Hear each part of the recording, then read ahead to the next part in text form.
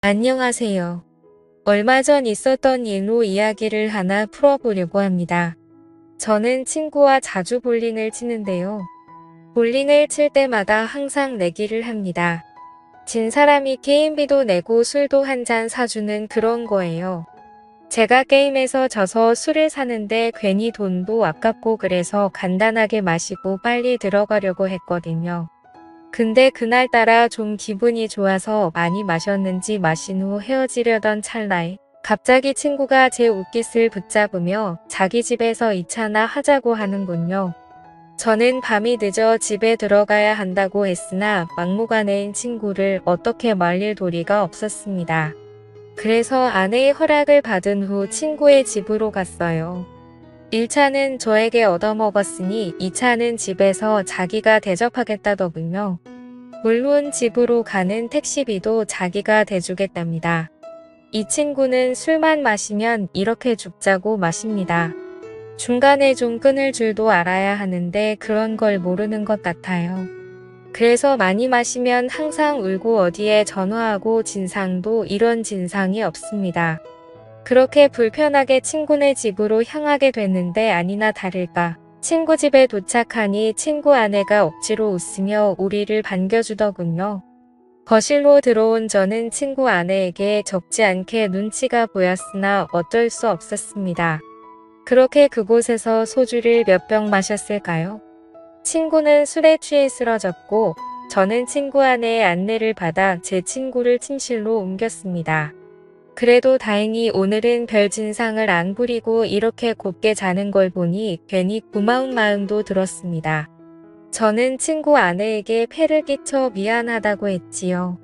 그러자 친구 아내는 역시 자기 남편을 이렇게 잘 챙겨주는 사람이 저밖에 없다면서 고맙다는 말을 했습니다.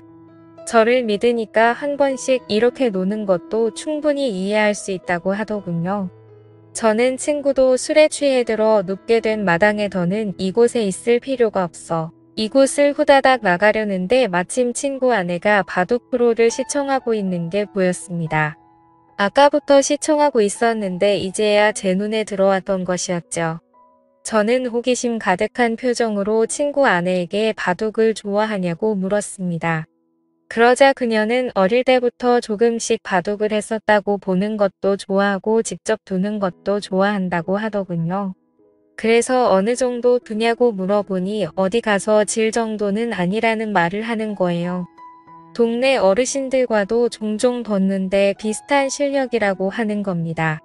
저도 바둑을 좋아해서 그 말을 들으니 대충 가늠이 되더군요. 그녀가 엄청난 실력자라는 것을요.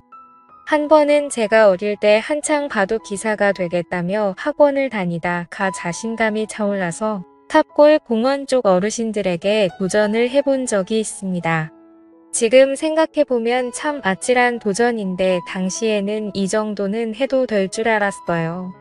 근데 그 공원의 시간이 남아 돌아서 서성이는 것 같은 그 어르신들이 사실은 엄청난 바둑 실력자들이더라고요.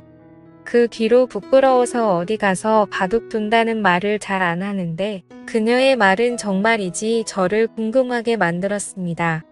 그리고 보통 나이 들어서도 바둑을 하는 사람은 대부분 남자입니다. 여자 바둑 기사가 참 없기도 하고 일반인 중에서는 더더욱 없더라고요. 그래서 호기심이 많이 생겨서 다음에 기회 되면 바둑 한번 두자고 말을 했는데 그녀는 갑자기 지금 한번 하는 게 어떠냐는 제안을 하더라고요. 저는 이 늦은 밤에 민폐라고 생각해서 여기를 1초라도 빨리 나가려고 했던 찰나인데 지금 바둑을 두자는 친구 아내의 제안을 얼떨결에 받아들이게 되고 그렇게 게임을 시작하게 됐습니다. 저와 친구 아내는 바둑판을 서로 마주보고 앉아 첫 돌을 바둑판에 찍었습니다. 바둑판 맞은편에 앉아있는 그녀는 그다지 눈빛이 매섭지 않았습니다. 흡사 바둑 경험이 6개월 정도 되어 보이는 그런 초보자처럼 보였습니다. 눈빛만 봐도 상대방이 고수인지 하수인지 어느 정도 감이 오지 않습니까? 하지만 제가 봤을 때 그녀는 하수의 눈빛을 가지고 있었어요. 그래서 저는 괜히 그녀를 도발한다고 내기 바둑을 두자고 했습니다.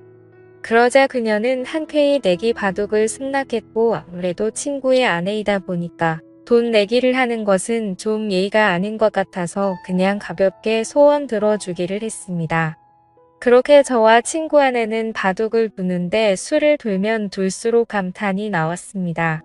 저에게 싸움을 거는 것처럼 보였고 한 수 물러나고 방어를 하는 것처럼 보였으나 매섭게 공격을 하면서 들어오는 그녀의 스타일이 너무나도 매력적이었습니다. 아주 유연하고 다채로운 수를 두더군요. 저는 그때 느꼈습니다. 이 정도 실력자면 동네 어르신들과 한 번쯤 자웅을 겨뤄볼 만한 사람이라는 것으로 확실히 초반에는 제가 많이 불리했습니다. 그녀의 눈빛에 방심을 많이 하기도 했고 술도 많이 먹어서 집중이 잘 안 됐거든요.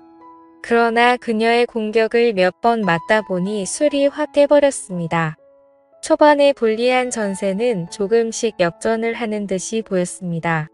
학창시절 바둑부의 학원까지 다녔다는 장점을 내세워 후반으로 갈수록 친구 아내를 거칠게 밀어붙였습니다.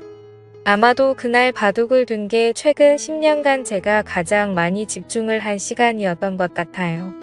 그만큼 저도 상대방의 실력에 맞춰서 진심을 다해서 뒀습니다. 위 지역은 확실히 제가 불리했으나 아래 지역을 다 먹게 되면서 제가 이기는 방향으로 게임이 흘러갔지요. 그랬더니 친구 아내의 미간이 찌푸려지며 마지막으로 두려던 제 돌 하나를 빼앗아서 자기 골짜기 사이에 넣더니 바둑판 위에 올릴 수 있으면 올려보라며 못한다면 자기가 이긴 거라며 막무가내로 떼를 쓰더군요. 하는 짓이 어찌나 귀엽던지 제 투박한 손은 아무렇지 않게 깊숙한 골짜기에 빠진 바둑돌을 집어들었으나 그녀의 소원이 뭔지 궁금했던 저는 깔끔하게 패배를 인정했습니다.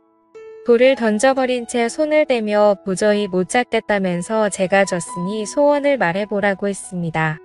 그녀는 민망하다며 얼굴을 붉히다가 제 얼굴을 보지도 못하더니 자꾸만 자신을 뚫어지게 쳐다보는 제 눈빛에 수줍어하는 표정으로 이렇게 말하더군요.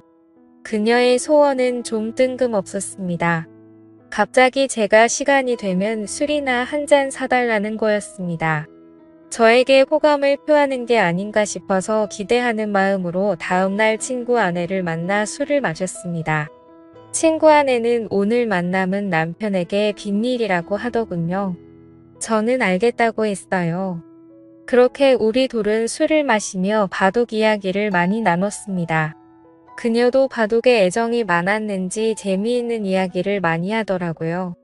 적당히 술을 마신 후 곧장 숙박업소로 갔습니다.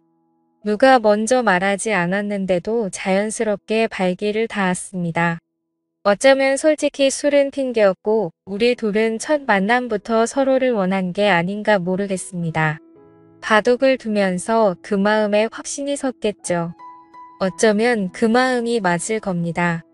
그렇게 친구 아내와 사고를 치고는 저는 집에 왔습니다. 정말 재밌고 짜릿한 순간이었습니다. 그렇게 며칠이 지난 후에 자꾸만 친구 아내가 생각나더군요. 이럴 줄 알았다면 그때 친구 아내 연락처라도 알아둘 걸 그랬다며 혼자 아쉬워하고 있었습니다. 저는 고민하다가 친구 아내가 너무나 보고 싶어서 3일 만에 친구에게 전화해 너희 집에서 술이나 마시자고 했습니다. 친구는 좋아하더군요. 어쨌건 저는 친구와 친구 집에서 술을 마시며 중간에 합석한 친구 아내와 셋이서 재밌게 놀았습니다. 그러자 친구 아내가 그러더군요. 저번에 진 내기 바둑에 관한 복수를 해야겠다고 말입니다. 그렇게 저와 그녀의 두 번째 대국이 시작됐고 저와 친구 아내는 친구가 보는 앞에서 진지하게 바둑을 두었습니다.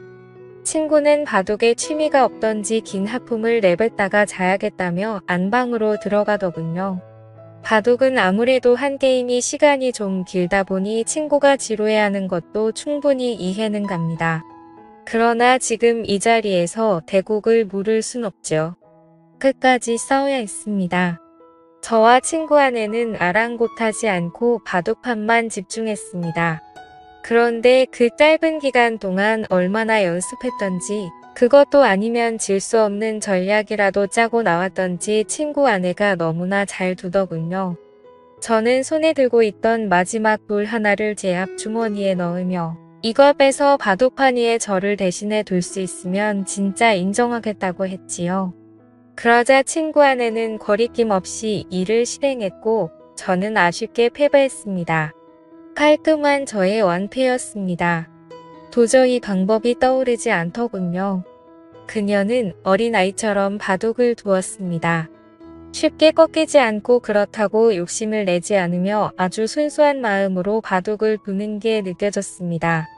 잡생각이 많은 어른들은 놓을 수 없는 그런 수를 놓으며 저를 이겨버린 거예요. 저는 소원이 있으면 말해보라고 했지요. 이번에도 내기 바둑이었거든요. 그러자 친구 아내가 갑자기 제게 다가오는데 저는 친구 아내를 밀치며 친구가 안방에서 자고 있으니 이러지 말자고 했습니다. 지금은 불안하다면서요. 그러자 친구 아내는 지금이 아니면 안 된다고 못을 박더군요. 어쨌건 저는 마지못해 선을 또 넘고 말았습니다. 나중에 알게 된 사실이지만 친구 아내에게 듣자니 친구가 2년 전에 바람을 피웠고 이를 자기에게 들켜 용서를 구한 채 지금은 성실히 살고 있다더군요. 그래서인지 몰라도 남편과는 자꾸만 마음의 거리감이 생겨 피하게 된답니다. 하지만 그녀도 여자이다 보니 이렇게라도 해소를 해야겠다고 하더군요. 제가 마음에 들어서 그런 거라고 말을 하는 걸 보니 저를 어떻게 한번 해보려고 이렇게 바둑을 열심히 두는 거였구나 생각했습니다. 마음이 씁쓸해지더군요. 아무렴 어떻습니까? 저도 솔직히 좋다고 생각했으니 좋다고 생각해야겠지요. 어쩐지 친구와 같이 있어도 뭔가 서먹하다고 했는데 역시나 이유가 있었습니다. 그 후로 저는 친구 모르게 친구 아내와 깊은 만남을 이어갔고 그렇게 1년을 만나다 그녀가 헤어지자고 하더군요. 이제는 마음 잡고 가정을 위해 성실하게 사는 남편 뒤통수를 못 치겠다더군요. 그게 이유였습니다. 저는 아직은 그럴 수 없다며 계속 만나자고 했습니다. 친구 아내와 만나며 여러 내기를 할 수가 있어 삶이 즐거웠습니다. 이런 것을 한순간에 내려놓기가 힘들더군요. 우리가 중년이 넘어서면 딱히 인생의 어떠한 즐거움을 찾기가 힘들잖아요. 다른 걸 떠나서 이렇게 즐겁게 바둑을 둘 수 있는 친구가 있다는 게 참 좋았는데 아쉽잖아요. 어쨌건 저는 헤어지자던 친구 아내를 겨우 설득해 계속 만나는 중인데 언제까지 이런 만남이 유지될지 모르겠습니다. 이제 헤어지기엔 이미 저는 친구 아내에게 너무나 깊게 빠져버렸거든요. 오늘의 사연은 여기까지였습니다. 감사합니다.